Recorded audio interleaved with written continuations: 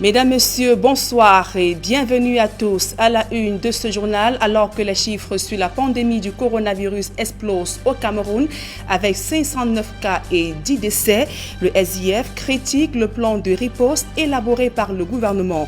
Cette formation politique appelle le chef de l'État Paul Biya à s'inspirer de ses homologues africains qui ont fait appel à l'opposition et la société civile pour trouver ensemble des stratégies communes de lutte contre cette pandémie. Vague d'indignation et critique après la sortie de deux spécialistes de la santé sur l'éventualité d'expérimenter les vaccins contre le coronavirus en Afrique. Une vidéo diffusée sur une chaîne française évoquant le sujet provoque le courroux des icônes du football, des médias ainsi que activistes. Tous s'insurgent contre une démarche qualifiée de raciste. Voilà pour le sommaire.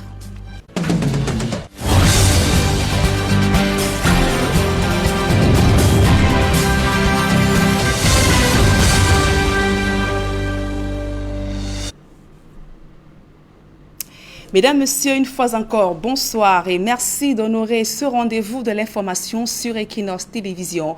Lutte contre le coronavirus au Cameroun, une fausse chloroquine interceptée par une patrouille de l'armée camerounaise au large de Kribi, de Bakassi, dans la région du sud-ouest. Une cargaison illicite était destinée au marché camerounais. Des précisions avec Sylvestre Hippolyte Zangao. Plusieurs colis à bord d'une embarcation au port de Limbé. À l'intérieur, des médicaments illicites transportés d'un pays voisin à destination du marché camerounais. L'embarcation transportant la cargaison a été interceptée par une patrouille de l'armée camerounaise. Nous effectuons une patrouille de routine lorsque nous avons aperçu cette embarcation suspecte. Nous l'avons donc interceptée. Interrogés, les personnes à bord nous ont avoué que ça contenait des médicaments, essentiellement de la chloroquine. A huge consignment of chloroquine. Depuis l'annonce d'un protocole de traitement contre le coronavirus à base de la chloroquine, des trafics illégaux se sont multipliés pour l'introduire sur le marché. Et très souvent, c'est de la fausse chloroquine. Les boîtes saisies n'ont rien à voir avec de vrais médicaments, affirme le docteur King Thompson, directeur de l'hôpital régional de Limbé. These are fake chloroquine tablets. C'est de la fausse chloroquine transportée illégalement du Nigeria. As I read on this package, I see that it has been manufactured in Nigeria. Les autorités sanitaires en appellent à la vigilance des populations et leur demandent de se référer uniquement à l'avis d'un médecin pour tout traitement. Et je vous le disais en titre, les chiffres sur le coronavirus ne cessent de grimper au Cameroun. 203 nouveaux cas ont été enregistrés pour la seule journée du 3 avril 2020. Ces données sont du ministre de la Santé publique, ce qui porte donc à 509 le nombre de personnes donc contaminées par le coronavirus au Cameroun. Et le Social Democratic Front, face à l'ampleur de cette pandémie dans le pays, critique donc la stratégie de riposte élaborée par le gouvernement face à la presse ce jour à Yaoundé. Le premier vice-président du SIF invite le chef de l'État à imiter l'exemple des autres pays africains où les présidents ont réuni l'opposition et la société civile pour définir ensemble de nouvelles stratégies de lutte contre cette pandémie. Le reportage de Aïe Cyril et Élisée Borba. Le Social Democratic Front, SDF, le gouvernement ne se rend pas compte que la riposte ne peut pas être partisane. Nous avons vu dans le monde entier la société civile, tous les partis politiques en présence, tous les acteurs, les forces vives de la société qui ont été consultés par le gouvernement au plus haut niveau et qui ont chacun, en ce qui les concerne, apporté une aide à cette riposte-là. Le SDF note avec regret qu'au Cameroun, le gouvernement ne songe à associer des entités externes à une cause commune que lorsqu'il s'agit de contributions financières, comme c'est le cas avec le Fonds de solidarité de la lutte contre le coronavirus. Il semble qu'au niveau du gouvernement camerounais, la seule chose qui les intéresse de tout ce qui est hors du gouvernement, ce sont des cotisations au fonds spécial créé. À la fin, quand on aura vaincu le Covid-19 et pour ceux qui auront survécu à ce Covid-19, il sera évidemment fait une analyse, un audit post-mortem pour savoir exactement ce qui n'a pas marché et pourquoi ça n'a pas marché. Sur le silence de Paul Biya, en pleine lutte contre la propagation du coronavirus, le SDF parle d'un non-événement, d'autant que Paul Biya a habitué les Camerounais à son mutisme. J'aimerais dire qu'en ce qui me concerne et en ce qui concerne le SDF, ça fait 30 ans que nous avons l'habitude de ce silence. Ce n'est rien de neuf, ce n'est rien de nouveau dans la République. Et donc, nous demandons aux gens de se concentrer, aux populations de se concentrer sur la riposte à donner au coronavirus. C'est la chose la plus importante aujourd'hui. En tout état de cause, le Social Democratic Front invite les Camerounais à prendre leur destin en main en se mobilisant indépendamment de leur clivage politique afin de barrer la voie au coronavirus. Et toujours dans ce chapitre, un médecin meurt de coronavirus au Cameroun. Le docteur Michel Chouamo, spécialiste en ORL, est décédé à l'hôpital général de Douala ce matin. Il était en détresse respiratoire depuis hier soir. Il n'a pas survécu. Le Covid-19 a eu raison de lui. C'est donc le premier médecin qui décède de coronavirus au Cameroun. Il a été donc inhumé ce soir. Et le ministre de la Santé publique a donc confirmé le décès de ce médecin victime de coronavirus, bien qu'il n'ait pas été également est en cours pour être distribué sur le territoire national et prévoit également d'expérimenter des vaccins pour des puissances. De la réanimation de l'hôpital Cochin à Paris et Camille Loach, directeur de recherche à l'Institut national de la santé et de la recherche médicale, discuter des pistes pour un vaccin contre le Covid-19. Est-ce qu'on ne devrait pas faire cette étude en Afrique où il n'y a pas de masque, pas de traitement, pas de réanimation, un peu comme c'est fait d'ailleurs pour certaines études dans le sida, où chez les prostituées on essaye des choses parce qu'on sait qu'elles sont hautement exposées et elles ne se protègent pas. Qu'est-ce que vous en pensez ? Alors vous avez raison, et d'ailleurs on est en train de réfléchir en parallèle à une étude en Afrique justement pour faire ce même type d'approche avec le BCG à un placebo. Je pense qu'il y a un appel d'offres qui est sorti, il va sortir, et je pense qu'on va en effet sérieusement réfléchir à ça aussi. Ça n'empêche pas qu'en parallèle on puisse réfléchir à une étude aussi en Europe et en Australie. Une hypothèse qui passe mal et qui a poussé de nombreux Africains à réagir, au rang desquels Samuel Eto'o-Fils. Sur ses comptes Instagram et Facebook, il poste une capture d'écran de cet entretien et indique que l'Afrique n'est pas un terrain de jeu. Kémy Seba écrit « Donc, l'Afrique est comme les prostituées, c'est vos cobayes pour vos vaccins meurtriers ». Claudicia, de son côté, se dit scandalisée par ces propos des chercheurs.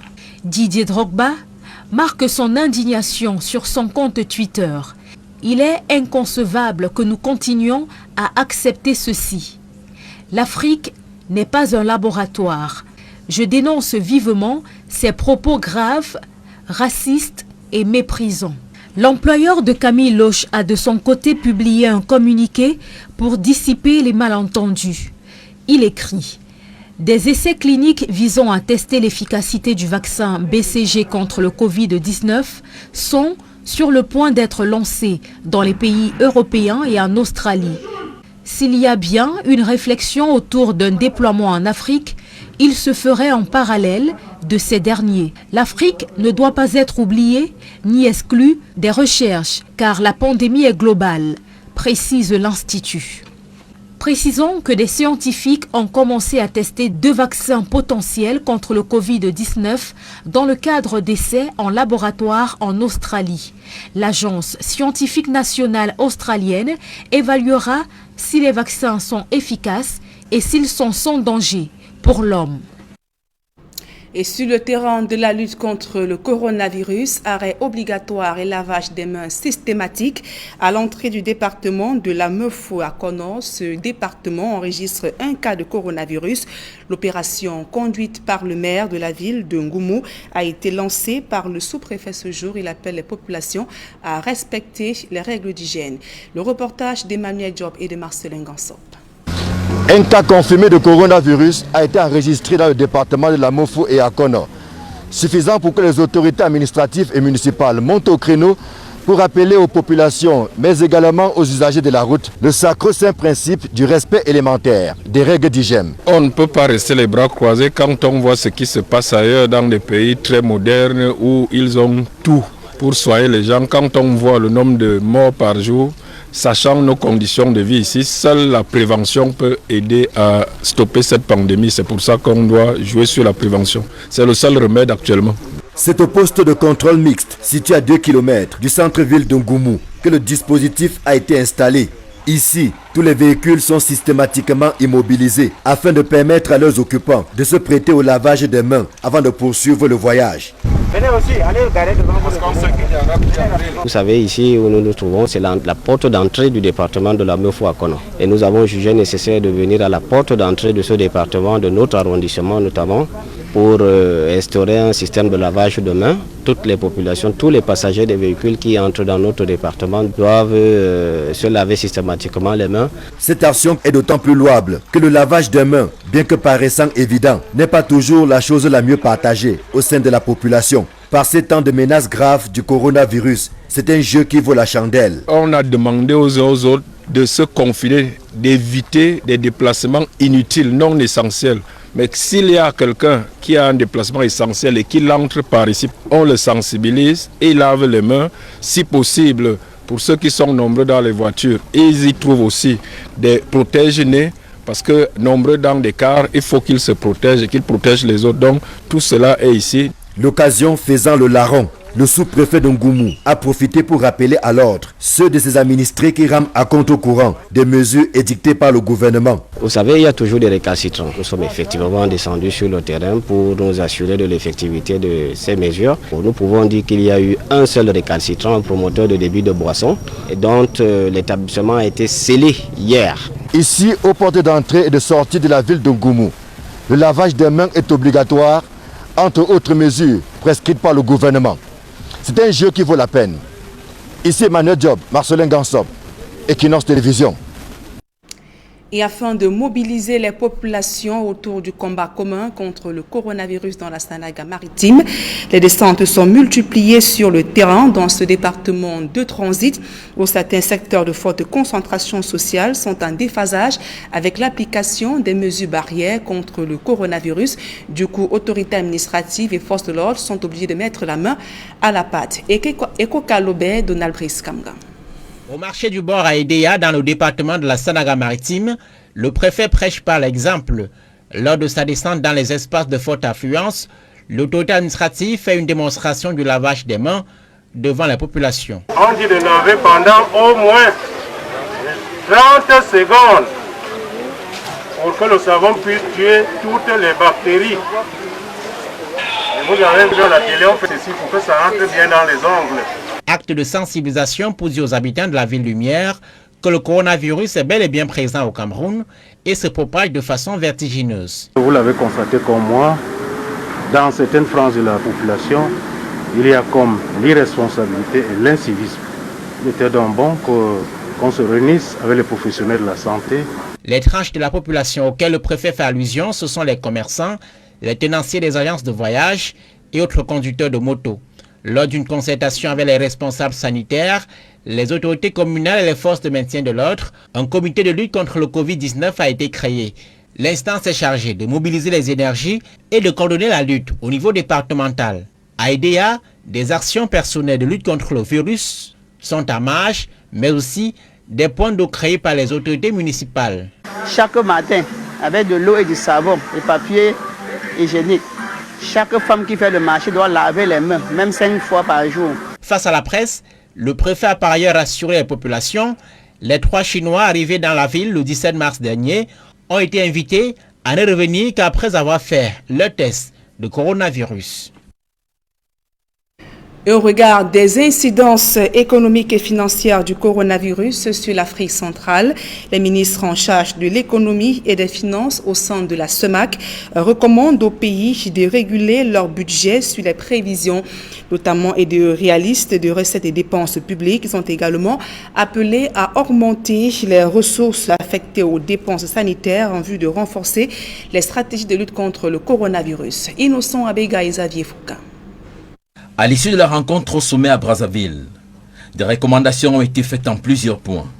S'agissant des politiques budgétaires, pilier 1 du PREF-CEMAC, il a été recommandé aux États d'adopter dans les plus brefs délais des lois de finances rectificatives 2020 pour aligner la gestion des finances publiques sur des prévisions actualisées et réalistes, des recettes budgétaires et des dépenses publiques, d'augmenter les crédits affectés aux dépenses sanitaires en vue de renforcer les moyens de lutte contre la pandémie du Covid-19 tout en garantissant le fonctionnement régulier de l'État, d'inviter les États à réallouer les fonds affectés aux dépenses publiques non prioritaires vers le renforcement du système de santé pour permettre une prise en charge plus efficace des personnes contaminées, de mobiliser les institutions financières sous-régionales, BEAC et BDEAC, ainsi que les marchés financiers sous-régionaux, en vue d'accroître les ressources budgétaires des États pour faire face aux 3 chocs, sanitaires, économiques et sécuritaires, de mettre en place un train de mesures de soutien aux entreprises frappées par la crise du Covid-19 du fait des actions de riposte prises par chaque État pour la lutte contre cette pandémie. Ces mesures urgentes de soutien seront essentiellement budgétaires.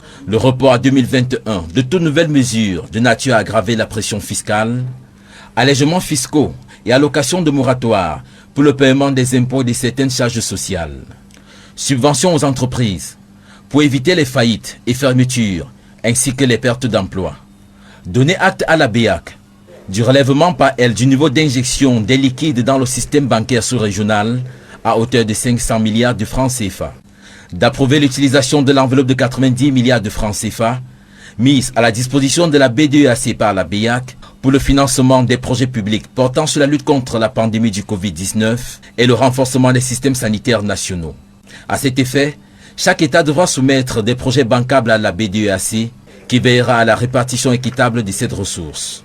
D'inciter les banques commerciales à réaménager les échéanciers de leurs créances sur les entreprises affectées par la crise. Dans cette perspective, la COBAC est invitée à examiner avec les banques concernées les assouplissements qui pourraient être apportés à la surveillance prudentielle.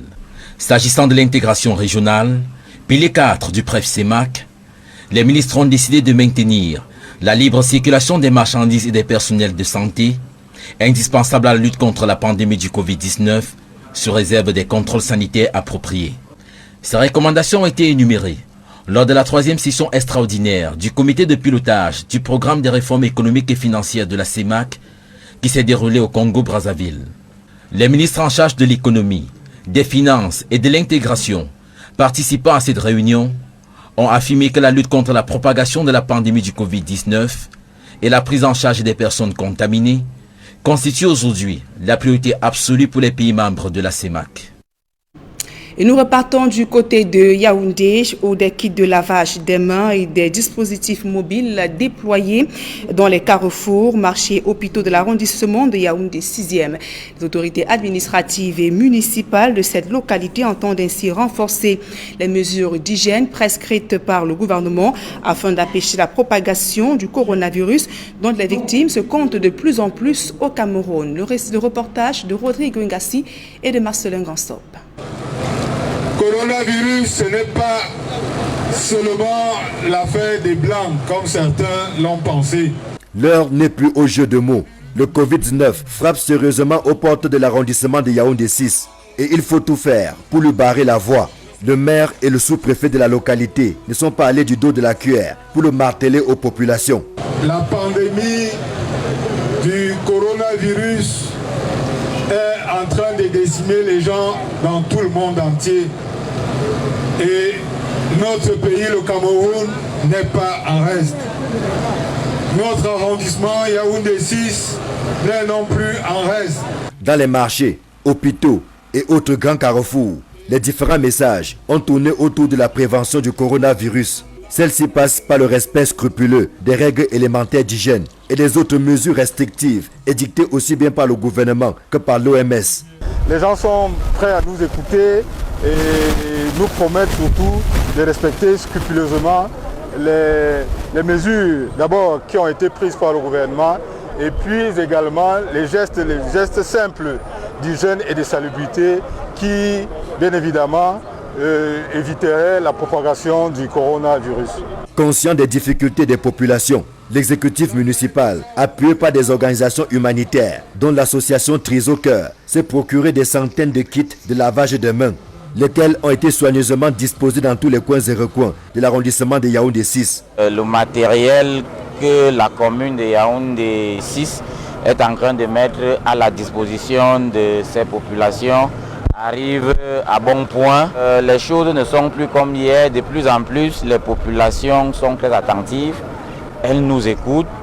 J'ai semblé lire un peu déjà des signes d'inquiétude auparavant, mais maintenant avec ce que la mairie est en train de faire, je crois que la confiance va revenir. Les populations n'ont plus d'excuses pour ne pas au moins se laver les mains au quotidien et autant de fois que possible. La lutte contre la propagation du Covid-19 est une affaire de tous. Les populations de Yaoundé 6 doivent faire gaffe à leur santé. Et dans ce contexte de crise sanitaire, les professionnels de médias et journalistes ont été édifiés ce jour sur la communication des risques pendant cette période, ainsi que la responsabilité des médias et la gestion des rumeurs. Les facilitateurs ont rappelé que le rôle du journaliste, notamment en plus d'éduquer les populations et d'informer, d'éduquer, ainsi que de rassurer le peuple. L'événement a été organisé par la délégation régionale de la santé pour le littoral en partenariat avec l'Organisation mondiale de la santé. 100 millions de francs CFA déjà collectés dans le cadre du Fonds de solidarité contre le coronavirus au Cameroun. L'annonce est du ministre de la Santé publique. Manaouda Malachi fait l'annonce alors que les chiffres ne font que grimper au Cameroun. 203 nouveaux cas enregistrés aujourd'hui, ce qui porte donc à 509 nombre de personnes contaminées au Cameroun avec 10 décès et 17 guéris. On fait le point dans ce reportage de Aïe Cyril. Froid au dos pour la seule journée du 3 avril 2020. 203 nouveaux cas de coronavirus détectés au Cameroun, ce qui porte le total à 509, même si dans le même temps on peut se réjouir de la progression des cas guéris. Ils sont déjà 17. Force est de reconnaître que ces chiffres sont inquiétants. Pour la seule journée du 3 avril, nous enregistrons 203 cas nouveaux confirmés positifs. Par ailleurs, les prélèvements effectués au cours de cette journée devraient amener le laboratoire du Centre Pasteur à travailler sur plus de 300 nouveaux échantillons. À ce jour, nous comptons donc au Cameroun 509 cas notifiés positifs pour 8 décès, 17 guérisons. Il faut signaler que les patients pris en charge à l'hôpital général de Yaoundé pourraient également être déclarés guéris sous peu. Un fonds de solidarité nationale a été créé par le président de la République pour lutter contre la propagation du coronavirus au Cameroun. Déjà plus de 700 millions de francs CFA collectés, c'est le fruit des nombreuses contributions. Précision a été donnée par le ministre de la Santé publique. Ces fonds vont naturellement servir à prendre en charge les cas déjà confirmés de coronavirus au Cameroun.